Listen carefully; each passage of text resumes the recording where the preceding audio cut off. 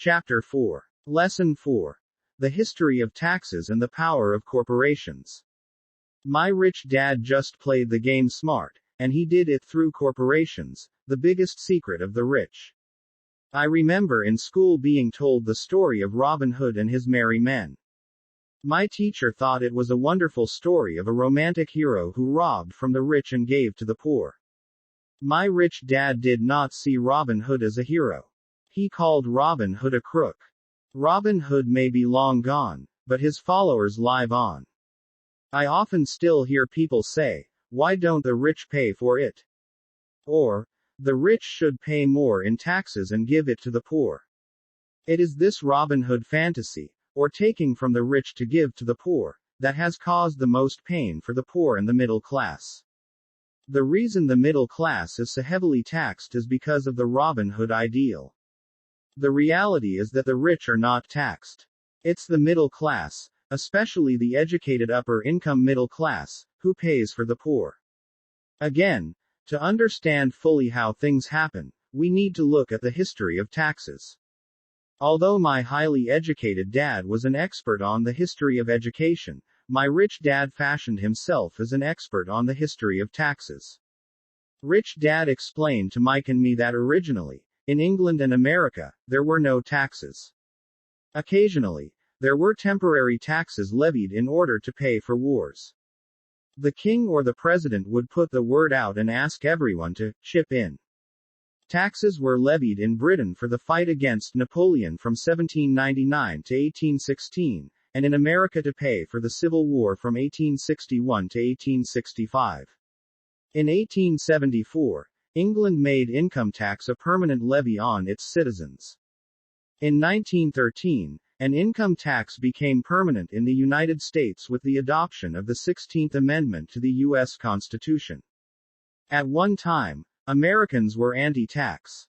It had been the tax on tea that led to the famous Tea Party in Boston Harbor, an incident that helped ignite the Revolutionary War. It took approximately 50 years in both England and the United States to sell the idea of a regular income tax. What these historical dates fail to reveal is that both of these taxes were initially levied against only the rich. It was this point that Rich Dad wanted Mike and me to understand. He explained that the idea of taxes was made popular, and accepted by the majority, by telling the poor and the middle class that taxes were created only to punish the rich. This is how the masses voted for the law, and it became constitutionally legal.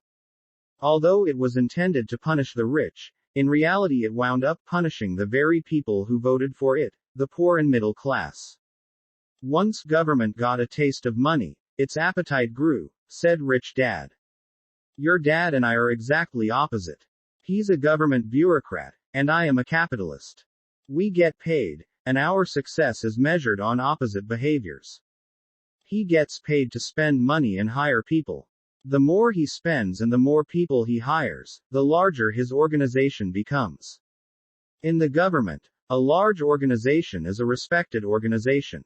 On the other hand, within my organization, the fewer people I hire and the less money I spend, the more I am respected by my investors.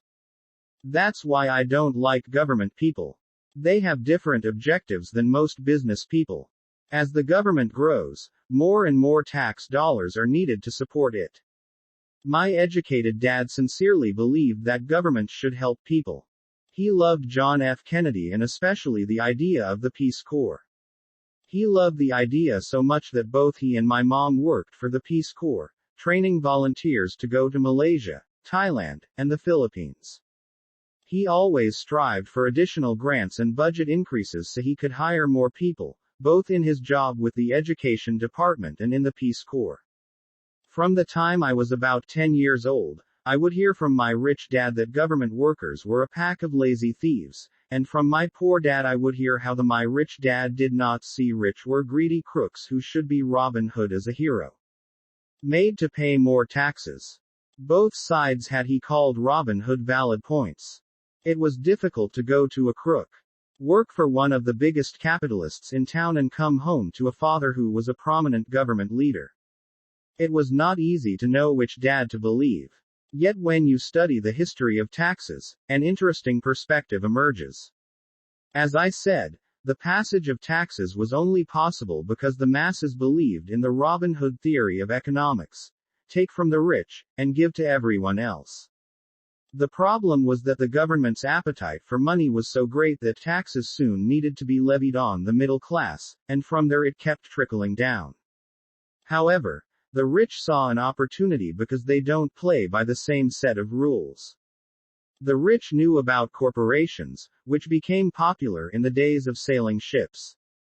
The rich created the corporation as a vehicle to limit their risk to the assets of each voyage. The rich put their money into a corporation to finance the voyage. The corporation would then hire a crew to sail to the New World to look for treasure.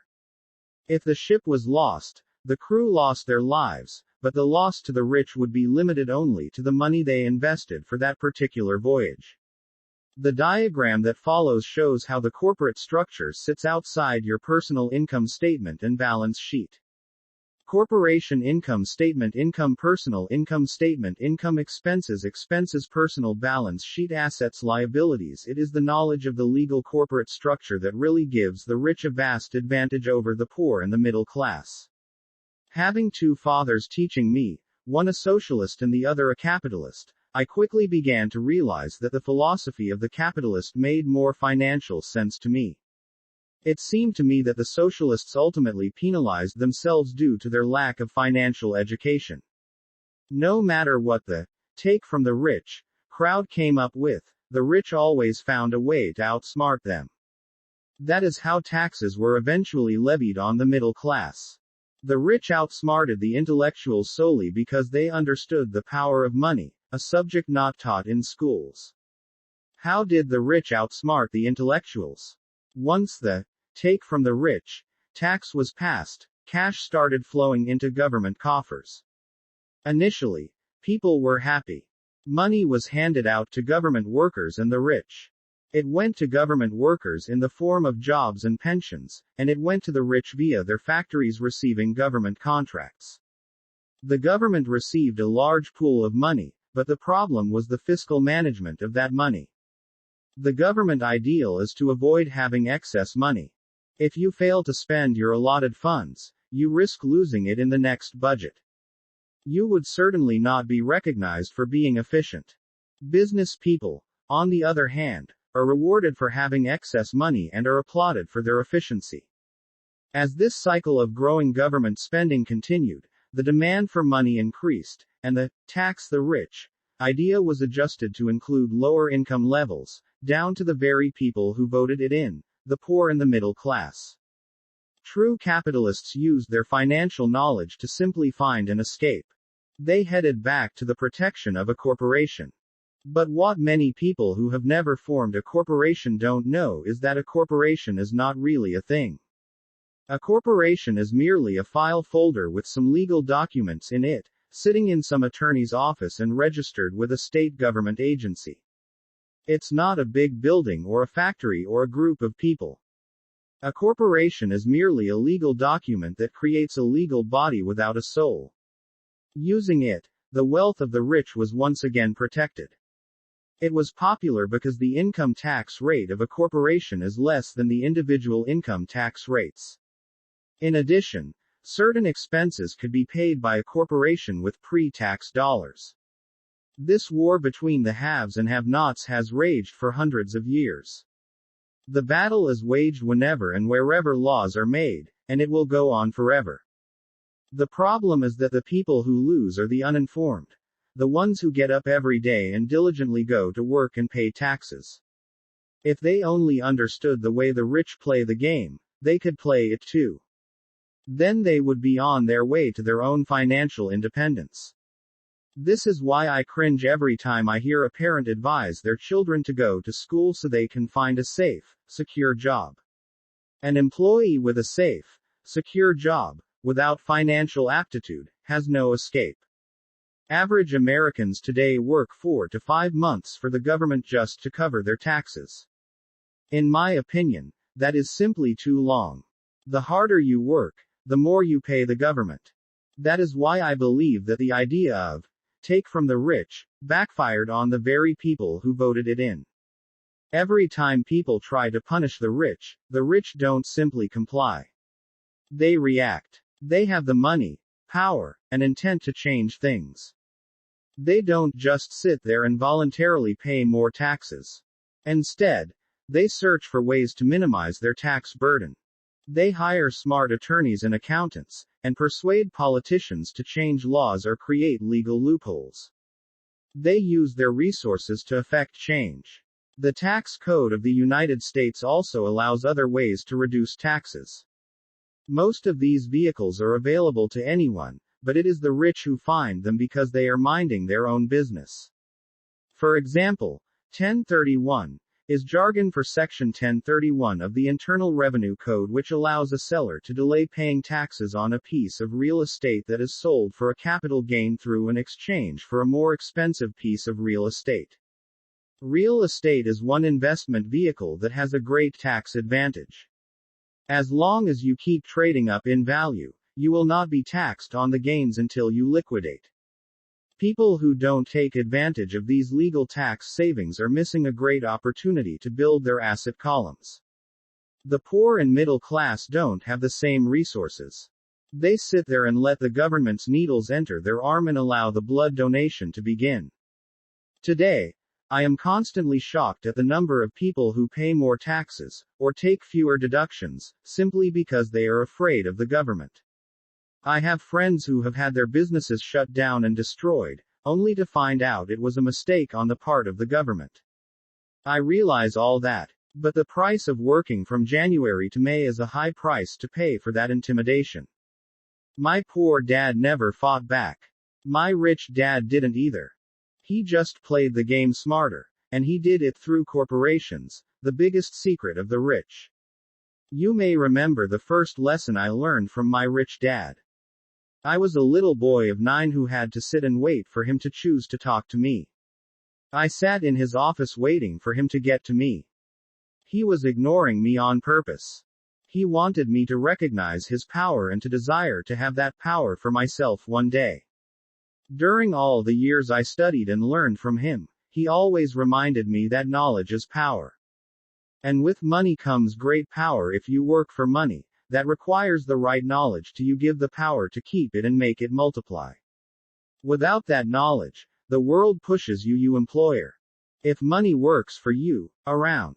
Rich dad constantly reminded you keep the power and Mike and me that the biggest bully was not the boss or the supervisor, but the control it. Tax man. The tax man will always take more if you let him. The first lesson of having money work for you, as opposed to you working for money, is all about power. If you work for money, you give the power to your employer. If money works for you, you keep the power and control it. Once we had this knowledge of the power of money working for us, he wanted us to be financially smart and not let anyone or anything push us around. If you're ignorant, it's easy to be bullied. If you know what you're talking about, you have a fighting chance. That is why he paid so much for smart tax accountants and attorneys. It was less expensive to pay them than to pay the government. His best lesson to me was, be smart and you won't be pushed around as much. He knew the law because he was a law-abiding citizen and because it was expensive to not know the law.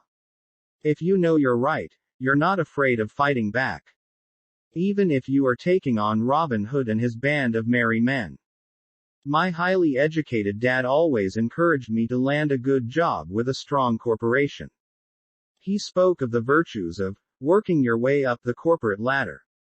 He didn't understand that, by relying solely on a paycheck from a corporate employer, I would be a docile cow ready for milking. When I told my rich dad of my father's advice, he only chuckled. Why not own the ladder? Was all he said. As a young boy, I did not understand what rich dad meant by owning my own corporation. It was an idea that seemed impossible and intimidating. Although I was excited by the idea, my inexperience wouldn't let me envision the possibility that grown-ups would someday work for a company I would own. The point is that, if not for my rich each dollar dad, I would have probably followed in my asset column my educated dad's advice. It was a great employee, the occasional reminder of my rich working hard to make dad that kept the idea of owning my own corporation alive and kept me more employees on a different path. By the time I was in by the boss 15 or 16, I knew I wasn't going to a new Porsche. Continue down the path my educated dad recommended. I didn't know how I was going to do it, but I was determined not to head in the direction most of my classmates were heading. That decision changed my life. It was not until my mid-20s that my rich dad's advice began to make more sense to me. I was just out of the Marine Corps and working for Xerox. I was making a lot of money, but every time I looked at my paycheck, I was disappointed. The deductions were so large and, the more I worked, the greater they became. As I became more successful, my bosses talked about promotions and raises. It was flattering, but I could hear my rich dad asking in my ear, "Who are you working for? Who are you making rich?" In 1974, while still an employee for Xerox, I formed my first corporation and began minding my own business. There were already a few assets in my asset column, but now I was determined to focus on making it bigger. Those paychecks, with all the deductions, made all the years of my rich dad's advice make total sense. I could see the future if I followed my educated dad's advice. Many employers feel that advising their workers to mind their own business is bad for business. But for me, focusing on my own business and developing assets made me a better employee because I now had a purpose. I came in early and worked diligently, amassing as much money as possible so I could invest in real estate. Hawaii was just set to boom, and there were fortunes to be made. The more I realized that we were in the beginning stages of a boom, the more Xerox machines I sold.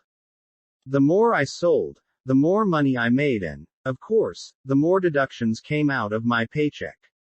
It was inspiring. I wanted out of the employee trap so badly that I worked even harder so I could invest more. By 1978, I was consistently one of the top 5 salespeople at the company. I badly wanted out of the rat race. In less than 3 years, I was making more in my real estate holding corporation than I was making at Xerox. And the money I was making in my asset column in my own corporation was money working for me, not me pounding on doors selling copiers. My rich dad's advice made much more sense. Soon the cash flow from my properties was so strong that my company bought me my first Porsche.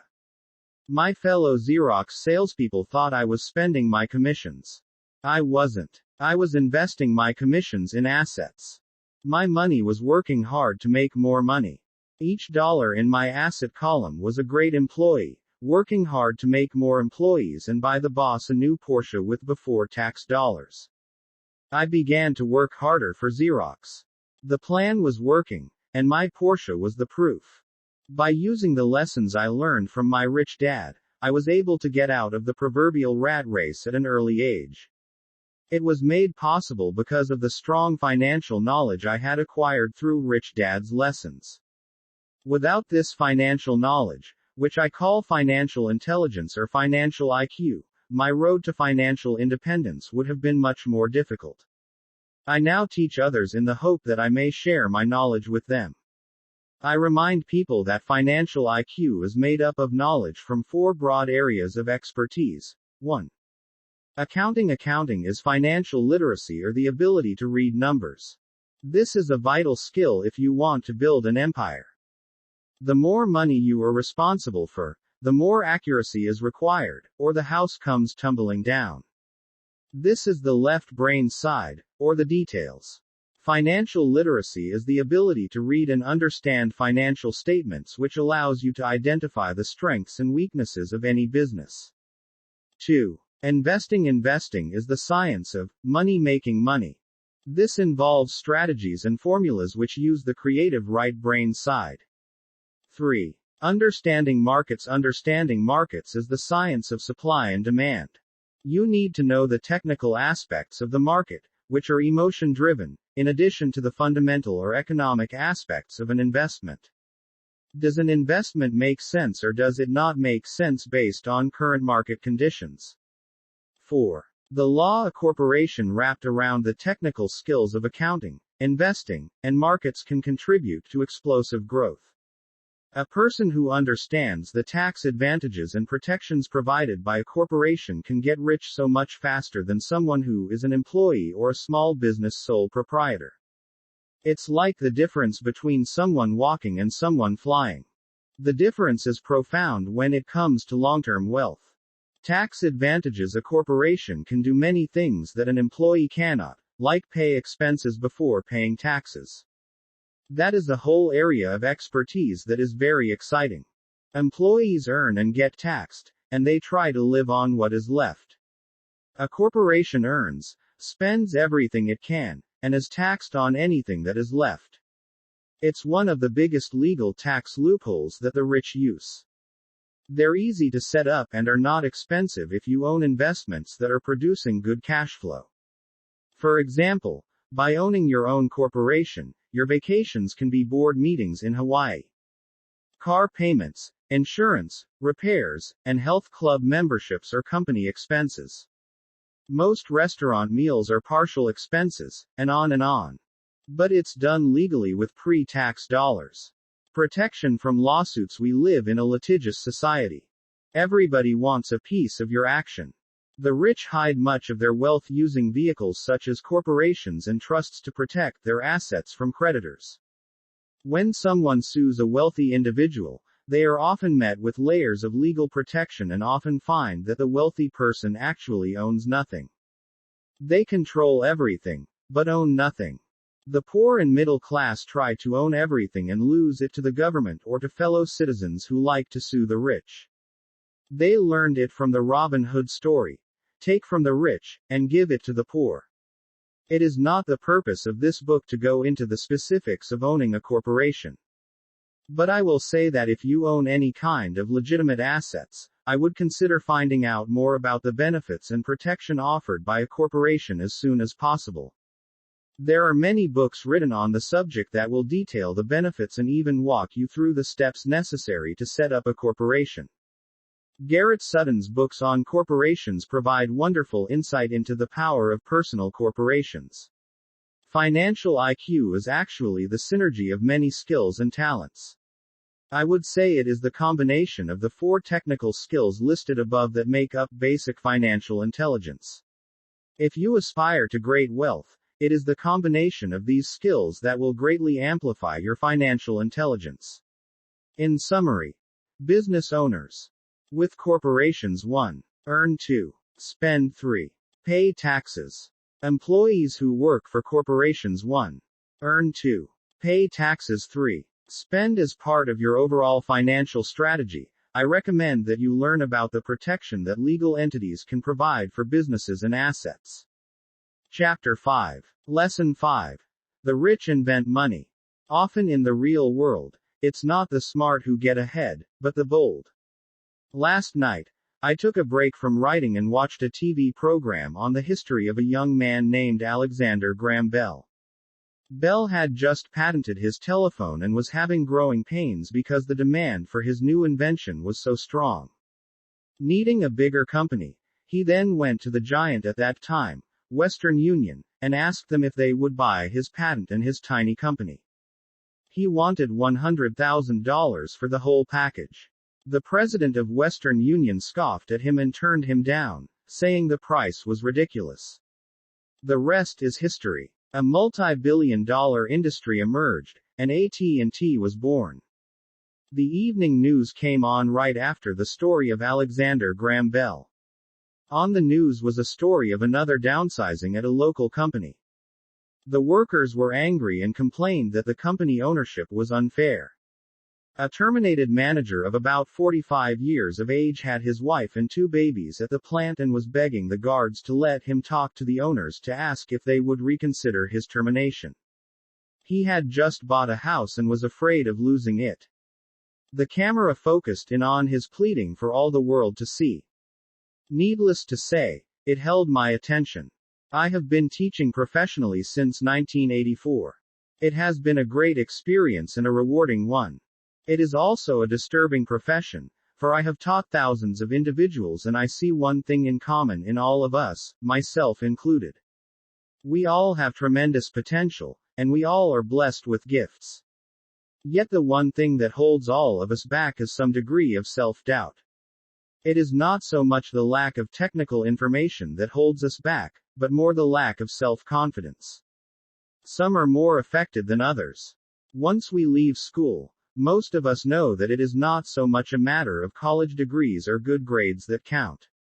In the real world outside of academics, something more than just grades is required. I have heard it called many things: guts, chutzpah, balls, audacity, bravado, cunning, daring, tenacity, and brilliance.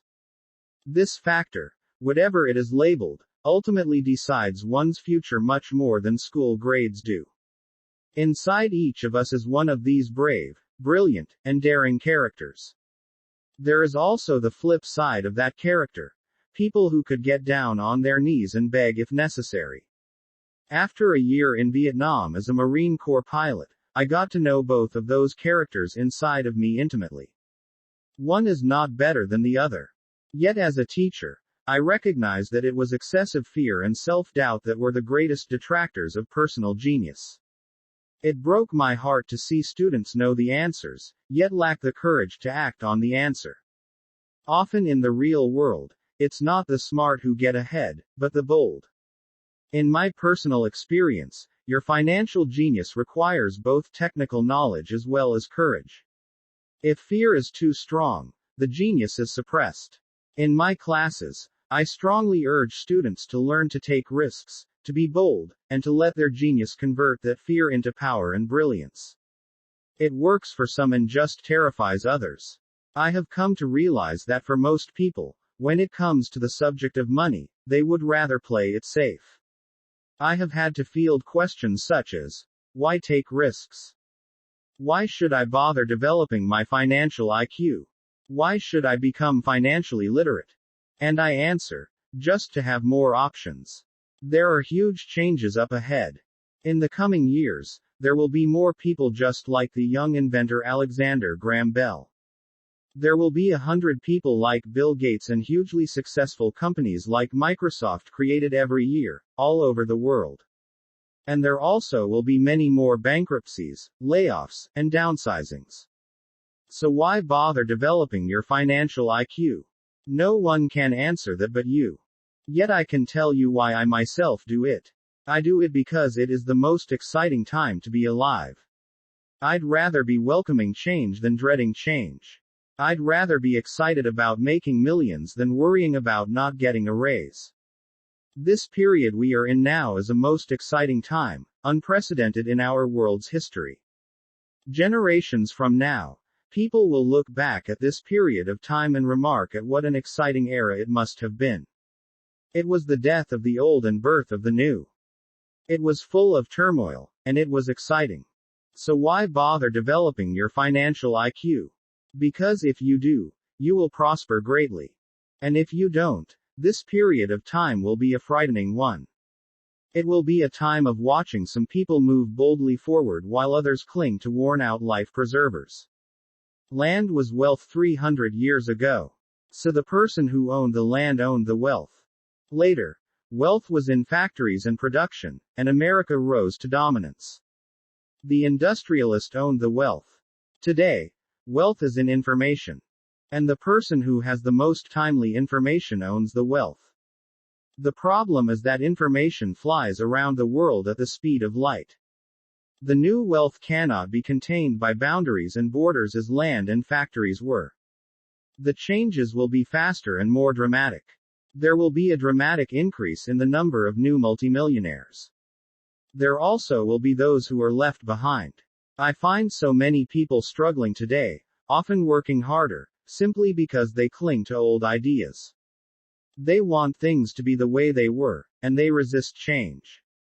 I know people who are losing their jobs or their houses, and they blame technology or the economy or their boss. Sadly, they fail to realize that they might be the problem. Old ideas are their biggest liability. It is a liability simply because they fail to realize that while that idea or way of doing something was an asset yesterday, yesterday is gone. One afternoon I was teaching how to invest using a board game I had invented, Cashflow Registered, as a teaching tool. A friend had brought someone along to attend the class. This friend of a friend was recently divorced, had been badly burned in the divorce settlement, and was now searching for some answers. Her friend thought the class might help. The game was designed to help people learn how money works.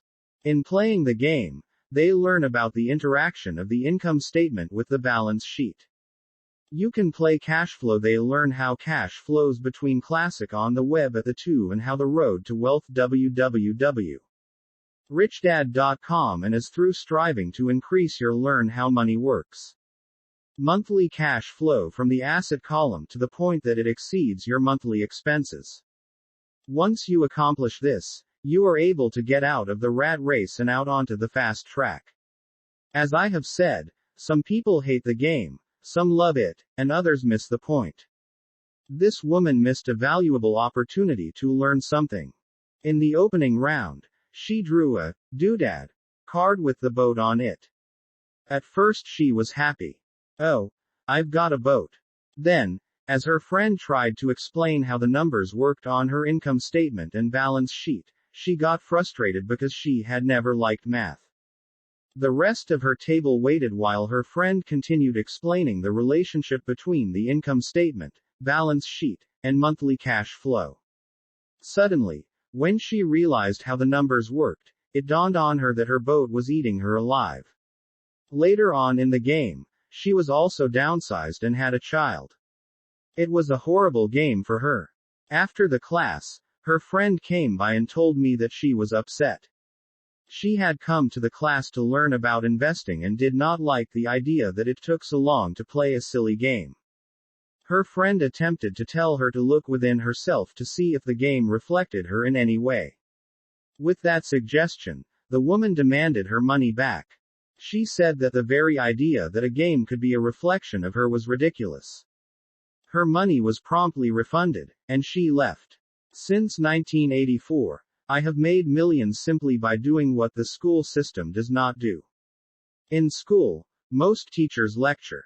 I hated lectures as a student. I was soon bored, and my mind would drift. In 1984, I began teaching via games and simulations, and I still rely on these tools today. I always encourage adult students to look at games as reflecting back to them what they know and what they need to learn. Most importantly, games reflect behavior. They are instant feedback systems. Instead of the teacher lecturing you, the game is giving you a personalized lecture, one that is custom made just for you. The friend of the woman who left later called to give me an update. She said her friend was fine and had calmed down. In her cooling off period, she could see some slight relationship between the game and her life. Although she and her husband did not own a boat, they did own everything else. Games reflect behavior imaginable. She was angry after their divorce, both because he had run off they are instant with a younger woman and because feedback systems. After 20 years of marriage, they had accumulated little in the way of assets. There was virtually nothing for them to split. Their 20 years of married life had been incredible fun, but all they had accumulated was a ton of doodads. She realized that her anger at doing the numbers, the income statement and balance sheet, came from her embarrassment about not understanding them. She had believed that finances were the man's job. She maintained the house and did the entertaining, and he handled the finances.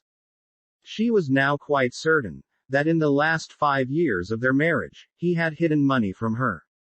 She was angry at herself for not being more aware of where the money was going, as well as for not knowing about the other woman.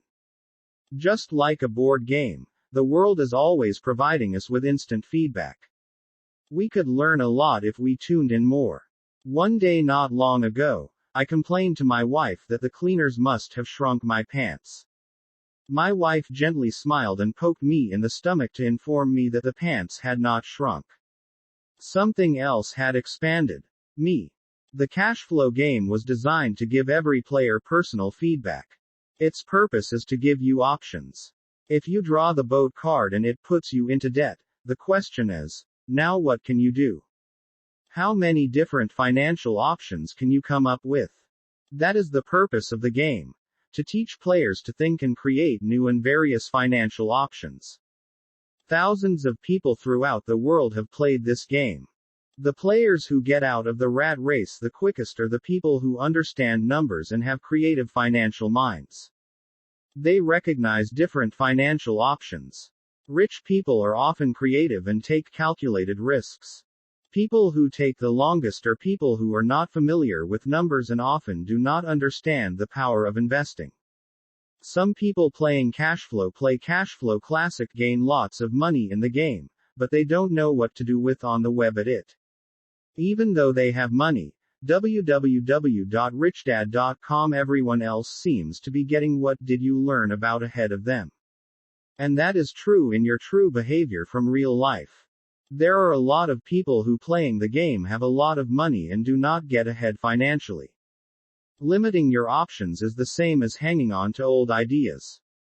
I have a friend from high school who now works at 3 jobs. Years ago, he was the richest of all my classmates. When the local sugar plantation closed, the company he worked for went down with the plantation. In his mind, he had but one option, and that was the old option: work hard. The problem was that he couldn't find an equivalent job that recognized his seniority from the old company.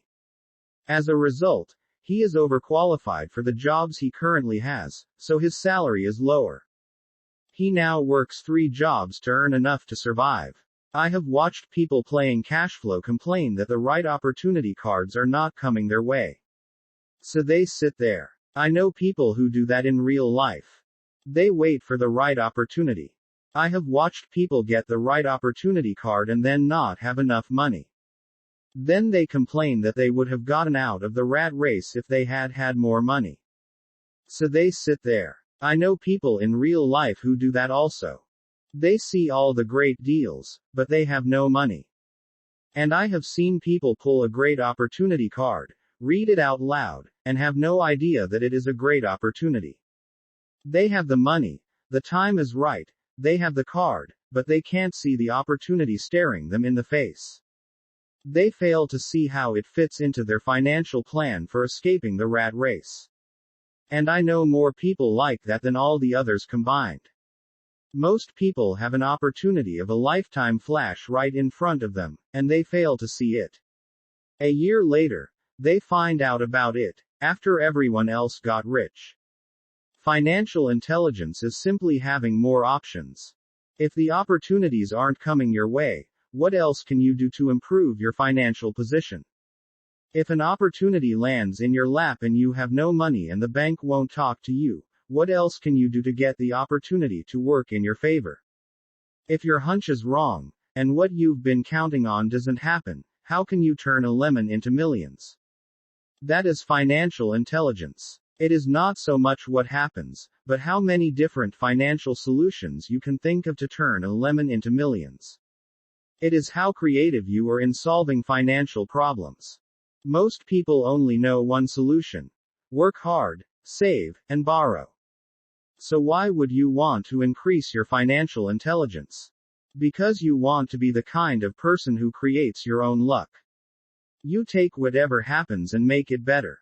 Few people realize that luck is created, just as money is. And if you want to be luckier and create money instead of working hard, then your financial intelligence is important. If you are the kind of person who is waiting for the right thing to happen, you might wait for a long time. It's like waiting for all the traffic lights to be green for 5 miles before you'll start your trip. As young boys, Mike and I were constantly told by my rich dad that money is not real. Rich Dad occasionally reminded us of how close we came to the secret of money on that first day we got together and began making money out of plaster of Paris. The poor and middle class work for money, he would say.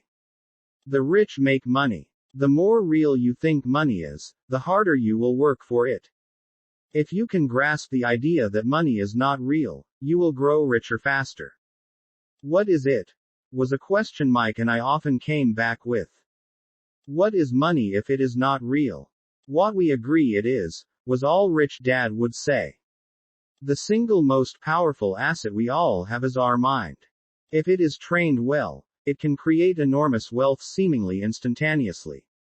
An untrained mind can also create extreme poverty that can crush a family for generations. In the information age, money is increasing exponentially. A few individuals are getting ridiculously rich from nothing, just ideas and agreements. If you ask many people the single most who trade stocks or other investments powerful asset we all for a living, they see it done all the have is our mind. Time. Often, millions can be made if it is trained well, instantaneously from nothing. And by nothing, I mean no money was it can create exchanged. It is done via agreement. Enormous wealth. Hand signal in a trading pit. A blip on a trader's screen in Lisbon from a trader's screen in Toronto and back to Lisbon. A call to my broker to buy and a moment later to sell. Money did not change hands. Agreements did. So why develop your financial genius? Only you can answer that. I can tell you why I have been developing this area of my intelligence. I do it because I want to make money fast. Not because I need to, but because I want to. It is a fascinating learning process. I develop my financial IQ because I want to participate in the fastest game and biggest game in the world. And in my own small way, I would like to be part of this unprecedented evolution of humanity, the era where humans work purely with their minds and not with their bodies. Besides, it is where the action is. It is what is happening. It's hip. It's scary. And it's fun. That is why I invest in my financial intelligence, developing the most powerful asset I have. I want to be with people moving boldly forward. I do not want to be with those left behind. I will give you a simple example of creating money. In the early 1990s, the economy of Phoenix, Arizona, was horrible. I was watching a TV show when a financial planner came on and began forecasting doom and gloom. His advice was to save money. Put $100 away every month, he said. In 40 years you will be a multimillionaire. Well, putting money away every month is a sound idea. It is one option. The option most people subscribe to. The problem is this. It blinds the person to what is really going on. It causes them to miss major opportunities for much more significant growth of their money. The world is passing them by. As I said, the economy was terrible at that time. For investors, this is the perfect market condition. A chunk of my money was in the stock market and in apartment houses. I was short of cash. Because people were giving properties away, I was buying. I was not saving money. I was investing. Kim and I had more than $1 million in cash working in a market that was rising fast. It was the best opportunity to invest. The economy was terrible. I just could not pass up these small deals. Houses that were once $100,000 were now $75,000. But instead of shopping with local real estate agents, I began shopping at the bankruptcy attorney's office, or the courthouse steps. In these shopping places, a $75,000 house could sometimes be bought for $20,000 or less. For $2,000, which was loaned to me from a friend for 90 days for $200, I gave an attorney a cashier's check as a down payment. While the acquisition was being processed, I ran an ad advertising a $75,000 house for only $60,000 and no money down. The phone rang hard and heavy. Prospective buyers were screened, and once the property was legally mine, all the prospective buyers were allowed to look at the house. It was a feeding frenzy. The house sold in a few minutes.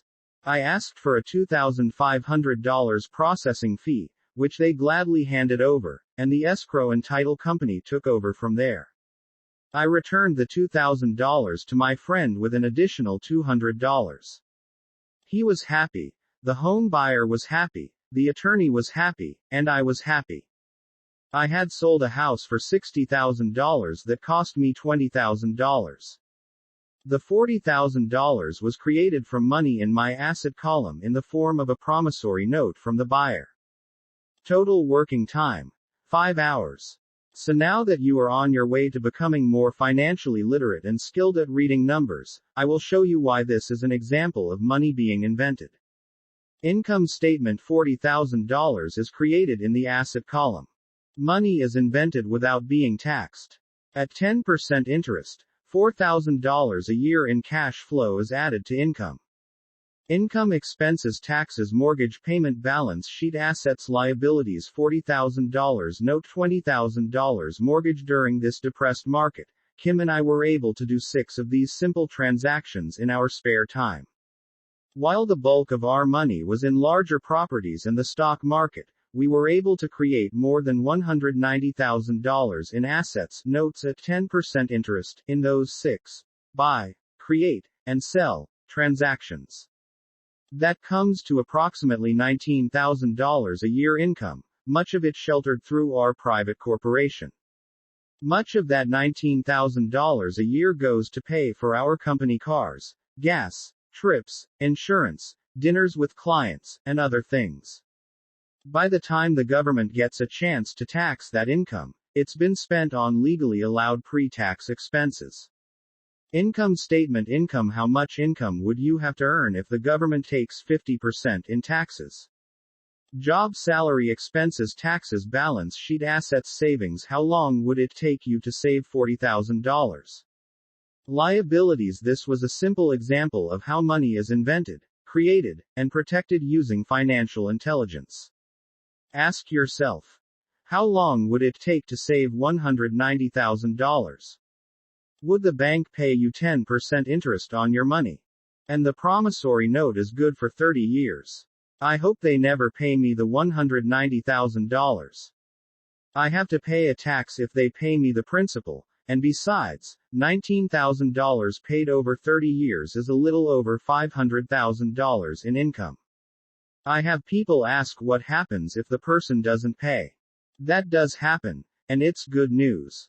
That $60,000 home could be taken back and resold for $70,000, and another $2,500 collected as a loan processing fee. It would still be a zero-down transaction in the mind of the new buyer. And the process would go on. The first time I sold the house, I paid back the $2,000, so technically, I have no money in the transaction. My return on investment, ROI, is infinity. It's an example of no money making a lot of money. In the second transaction, when resold, I would have put $2,000 in my pocket and re-extended the loan to 30 years. What would my ROI be if I got paid money to make money? I do not know, but it sure beats saving $100 a month, which actually starts out as $150 because it's after-tax income for 40 years earning low interest. And again, you're taxed on the interest. That is not too intelligent. It may be safe, but it's not smart. A few years later, as the Phoenix real estate market strengthened, those houses we sold for $60,000 became worth $110,000. Foreclosure opportunities were still available, but became rare. It cost a valuable asset, my time, to go out looking for them. Thousands of buyers were looking for the few available deals. The market had changed. It was time to move on and look for other opportunities to put in the asset column. You can't do that here. That is against the law. You're lying. I hear those comments much more often than, can you show me how to do that? The math is simple. You do not need algebra or calculus. And the escrow company handles the legal transaction and the servicing of the payments. I have no roofs to fix or toilets to unplug because the owners do that. It's their house. Occasionally someone does not pay. And that is wonderful because there are late fees, or they move out and the property is sold again. The court system handles that. And it may not work in your area. The market conditions may be different.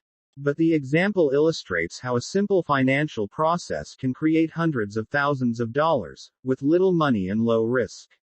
It is an example of money being only an agreement. Anyone with a high school education can do it.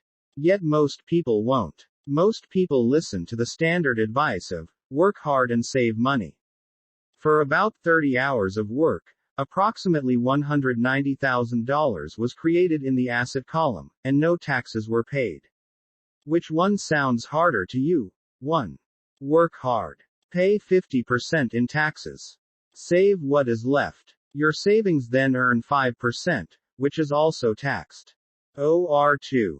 Take the time to develop your financial intelligence, harness the power of your brain and the asset column. If you use option number 1, be sure to factor in how much time it takes you to save $190,000. Time is one of your greatest assets. Now you may understand why I silently shake my head when I hear parents say, "My child is doing well in school and receiving a good education." It may be good, but is it adequate? I know the above investment strategy is a small one. It is used to illustrate how small can grow into big. Again, my success reflects the importance of a strong financial foundation, which starts with a strong financial education. I have said it before, but it's worth repeating. Financial intelligence is made up of these 4 main technical skills. 1. Accounting. Accounting is financial literacy, or the ability to read numbers.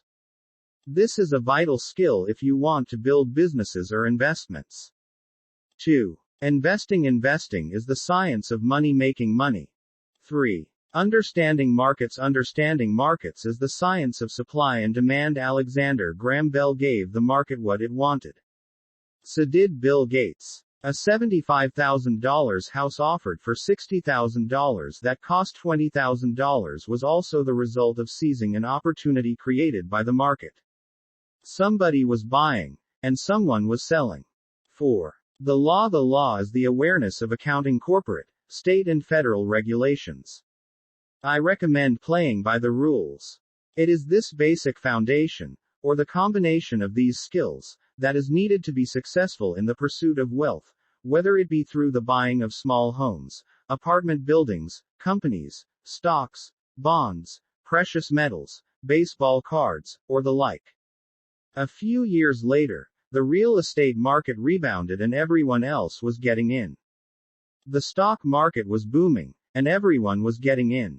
The U.S. economy was getting back on its feet. I began selling and was now traveling to Peru, Norway, Malaysia, and the Philippines. The investment landscape had changed. We were no longer buying real estate. Now I just watch the values climb inside the asset column and will probably begin selling. I suspect that some of those 6 little house deals will sell and the $40,000 note will be converted to cash. I need to call my accountant to be prepared for cash and seek ways to shelter it. The point I would like to make is that investments come and go. The market goes up and comes down. Economies improve and crash. The world is always handing you opportunities of a lifetime, every day of your life, but all too often we fail to see them. But they are there. And the more the world changes and the more technology changes, the more opportunities there will be to allow you and your family to be financially secure for generations to come. So why bother developing your financial intelligence? Again, only you can answer that. I know why I continue to learn and develop. I do it because I know there are changes coming. I'd rather welcome change than cling to the past. I know there will be market booms and market crashes. I want to continually develop my financial intelligence because, at each market change, some people will be on their knees begging for their jobs. Others, meanwhile, will take the lemons that life hands them, and we are all handed lemons occasionally, and turn them into millions. That's financial intelligence. I am often asked about the lemons I have turned into millions. I hesitate using many more examples of personal investments because I am afraid it comes across as bragging or tooting my own horn. That is not my intention. I use the examples only as numerical and chronological illustrations of actual and simple cases. I use the examples because I want you to know that it is easy. And the more familiar you become with the 4 pillars of financial intelligence, the easier it becomes. Personally, I use two main vehicles to achieve financial growth: real estate and small cap stocks. I use real estate as my foundation. Day in and day out, my properties provide cash flow and occasional spurts of growth in value. The small cap stocks are used for fast growth. I do not recommend anything that I do. The examples are just that, examples. If the opportunity is too complex and I do not understand the investment, I don't do it. Simple math and common sense are all you need to do well financially. There are 5 reasons for using examples. 1. To inspire people to learn more. 2. To let people know it is easy if the foundation is strong. 3. To show that anyone can achieve great wealth. 4. To show that there are millions of ways to achieve your goals. 5. To show that it's not rocket science. In 1989, I used to jog through a lovely neighborhood in Portland, Oregon. It was a suburb that had little gingerbread houses. They were small and cute. I almost expected to see Little Red Riding Hood skipping down the sidewalk on her way to Granny's. There were, for sale, signs everywhere. The timber market was terrible, the stock market had just crashed, and the economy was depressed. On one street, I noticed a for sale sign that was up longer than most. It looked old. Jogging past it one day, I ran into the owner, who looked troubled. "What are you asking for your house?" I asked. The owner turned and smiled weakly. "Make me an offer," he said. "It's been for sale for over a year. Nobody even comes by anymore to look at it." "I'll look," I said, and I bought the house a half hour later for $20,000 less than his asking price. It was a cute little 2-bedroom home, with gingerbread trim on all the windows. It was light blue with gray accents and had been built in 1930. Inside there was a beautiful rock fireplace, as well as 2 tiny bedrooms. It was a perfect rental house. I gave the owner $5,000 down for a $45,000 house that was really worth $65,000, except that no one wanted to buy it. The owner moved out in a week, happy to be free, and my first tenant moved in, a local college professor. After the mortgage, expenses, and management fees were paid, I put a little less than $40 in my pocket at the end of each month. Hardly exciting. A year later, the depressed Oregon real estate market had begun to pick up. California investors, flush with money from their still booming real estate market, were moving north and buying up Oregon and Washington. I sold that little house for $95,000 to a young couple from California who thought it was a bargain. My capital gains of approximately $40,000 were placed into a 1031 tax-deferred exchange, and I went shopping for a place to put my money. In about a month, I found a 12-unit apartment house right next to the Intel plant in Beaverton, Oregon. The owners lived in Germany, had no idea what the place was worth, and again, the problem with just wanted to get out of it. I offered secure investments $275,000 for a $450,000 building. Is that they agreed to $300,000.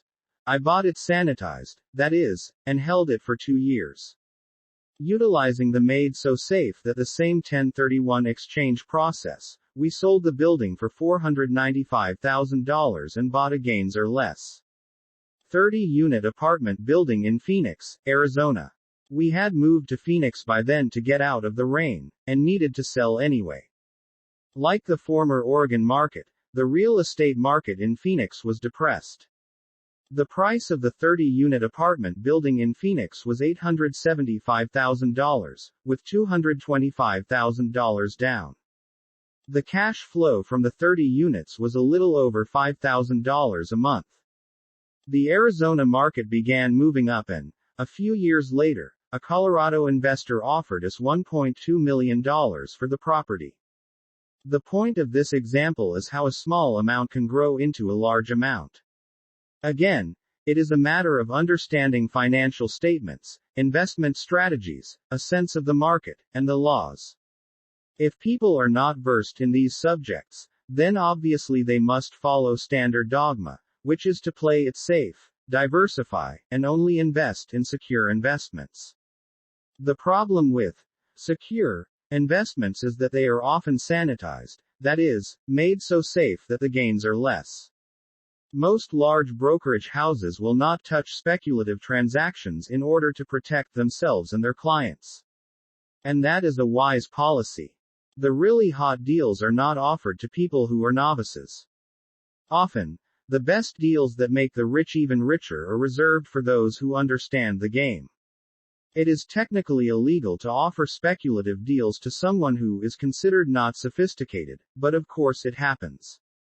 The more sophisticated I get, the more opportunities come my way. Another case for developing your financial intelligence over a lifetime is simply that more opportunities are presented to you. And the greater your financial intelligence, the easier it is to tell whether a deal is good. It's your intelligence that can spot a bad deal, or make a bad deal good. The more I learn, and there is a lot to learn, the more money I make simply because I gain experience and wisdom as the years go on. I have friends who are playing it safe, working hard at their profession, and failing to gain financial wisdom, which does take time to develop. My overall philosophy is to plant seeds inside my asset column. That is my formula. I start small and plant seeds. Some grow, some don't. Inside our real estate corporation, we have property worth several $1 million. It is our own right, or real estate investment trust. The point I'm making is that most of those millions started out as little $5,000 to $10,000 investments. All of those down payments were fortunate to catch a fast rising market and increase tax-free. We traded in and out several times over a number of years. We also own a stock portfolio, surrounded by a corporation that Kim and I call our personal mutual fund.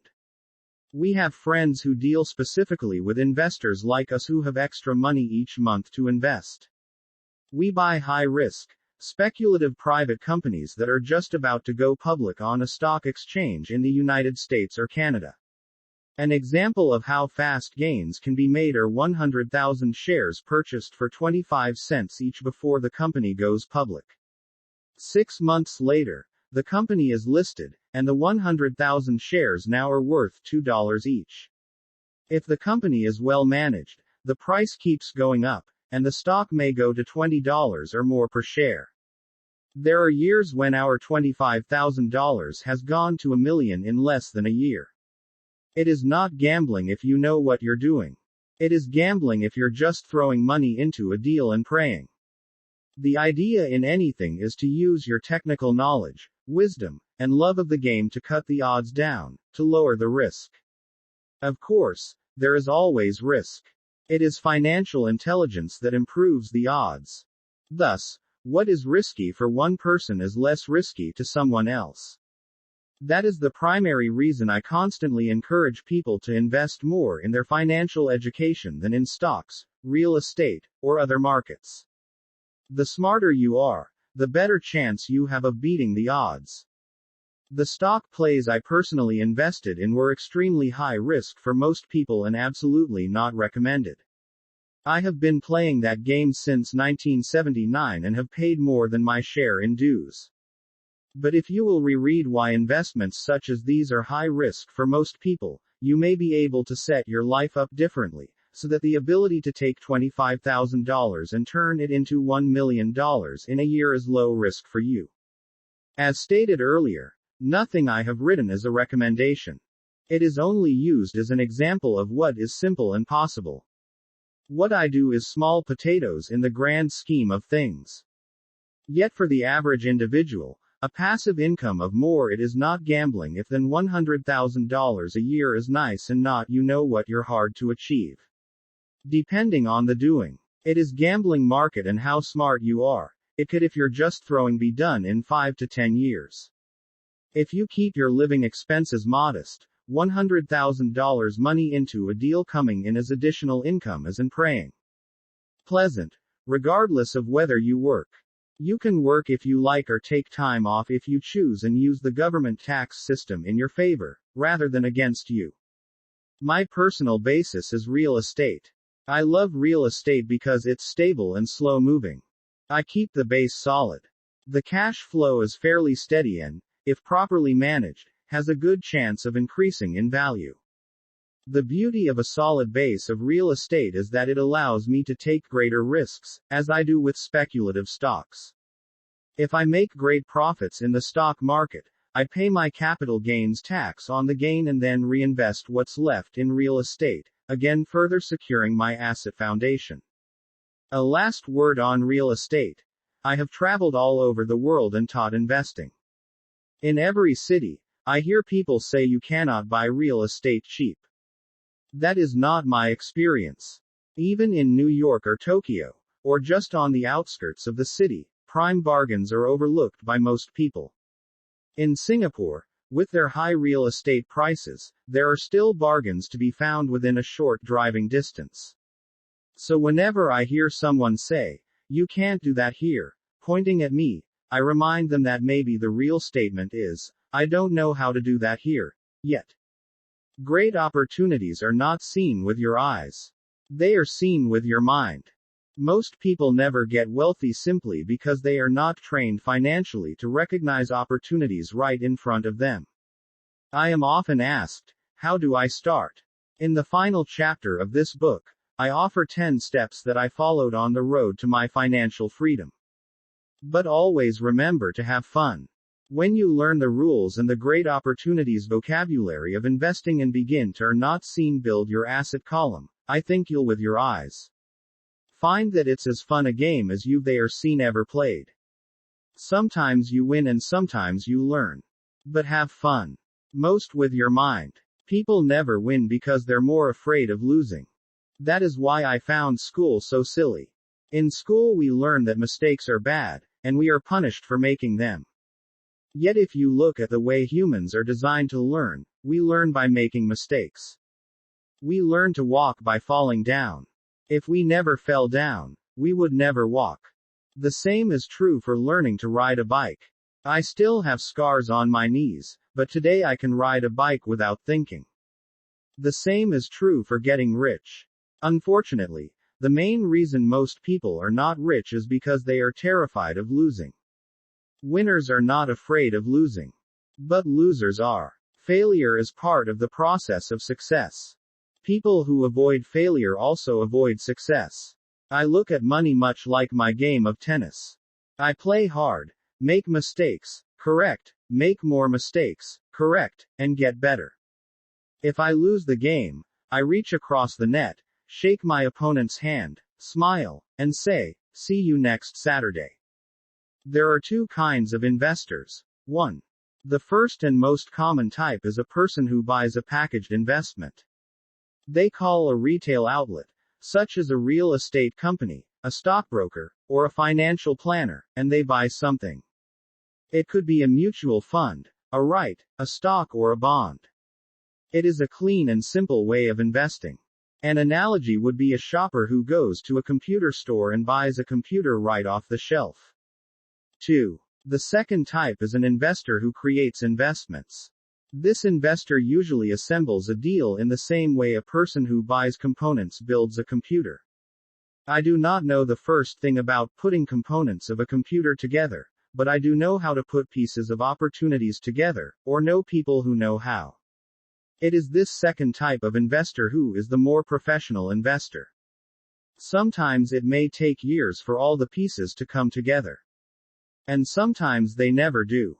It's this second type of investor that my rich dad encouraged me to be. It is important to learn how to put the pieces together, because that is where the huge wins reside, and sometimes some huge losses if the tide goes against you. If you want to be the second type of investor, you need to develop 3 main skills. 1. Find an opportunity that everyone else missed. You see with your mind what others miss with their eyes. For example, a friend bought this rundown old house. It was spooky to look at. Everyone wondered why he bought it. What he saw that we did not was that the house came with 4 extra empty lots. He discovered that after going to the title company. After buying the house, he tore the house down and sold the 5 lots to a builder for 3 times what he paid for the entire package. He made $75,000 for 2 months of work. It's not a lot of money, but it sure beats minimum wage. And it's not technically difficult. 2. Raise money. The average person only goes to the bank. This second type of investor needs to know how to raise capital, and there are many ways that don't require a bank. To get started, I learned how to buy houses without a bank. It was the learned skill of raising money, more than the houses themselves, that was priceless. All too often I hear people say, the bank won't lend me money, or, I don't have the money to buy it. If you want to be a type 2 investor, you need to learn how to do that, which stops most people. In other words, a majority of people let their lack of money stop them from making a deal. If you can avoid that obstacle, you will be millions ahead of those who don't learn those skills. There have been many times I have bought a house, a stock, or an apartment building without a penny in the bank. I once bought an apartment house for $1.2 million. I did what is called tying it up, with a written contract between seller and buyer. I then raised the $100,000 deposit, which bought me 90 days to raise the rest of the money. Why did I do it?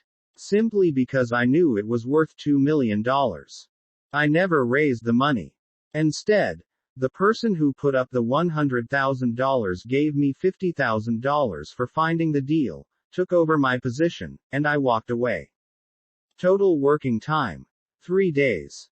Again, it's what you know more than what you buy. Investing is not buying. It's more a case of knowing. 3. Organize smart people. Intelligent people are those who work with or hire a person who is more intelligent than they are. When you need advice, make sure you choose your advisor wisely. There is a lot to learn, but the rewards can be astronomical. If you do not want to learn those skills, then being a type 1 investor is highly recommended. It is what you know that is your greatest wealth. It is what you do not know that is your greatest risk. There is always risk, so learn to manage risk instead of avoiding it.